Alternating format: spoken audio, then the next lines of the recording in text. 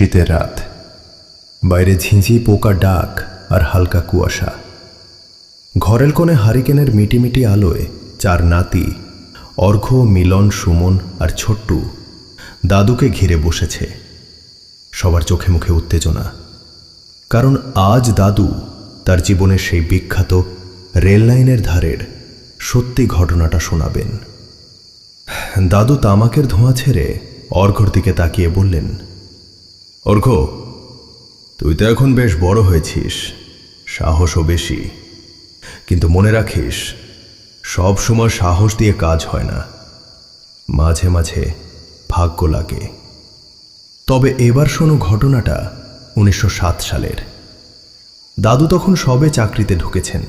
Posting হয়েছে বিহারের এক নির্জন স্টেশনে। চারদিকে শুধু জঙ্গল আর পাহাড়।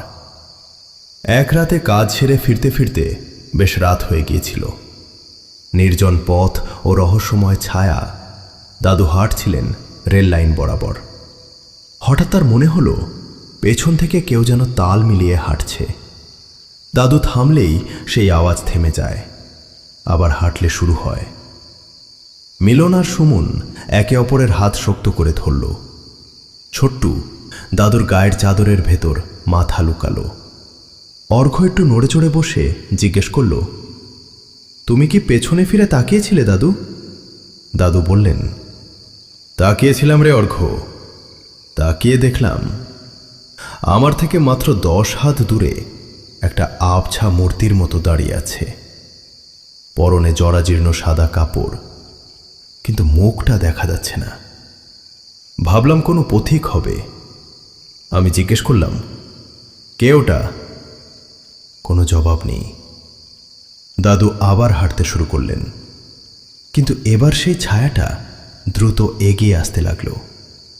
হঠাৎ দাদু খেয়াল করলেন শীতের রাতেও তার চারপাশটা অসহ্য গরম হয়ে উঠেছে। মনে হচ্ছে পিঠের ওপর কেউ যেন ফুবন্ত জল ঢালছে। দাদু পকেট থেকে দিয়াশলাই বের করে কাঠি জ্বালালেন, কিন্তু অবাক কাণ্ড, কাঠিটা জ্বলার সাথে সাথে চারপাশ থেকে একটা খিলখিল হাসির শব্দ ভেসে এলো। সেই হাসি মানুষের নয়, যেন কোনো ধাতব বস্তুর ঘর্ষণের শব্দ। দাদু দেখলেন তার পায়ের নিচে কোনো ছায়া পড়ছে না, অথচ সেই অবয়বটার ছায়া রেল লাইনের ওপর দীর্ঘ হয়ে শুয়ে আছে। গল্পের এই সময় অর্ঘ্য বলে উঠল, আমি থাকলে তো দৌড় দিতাম দাদু।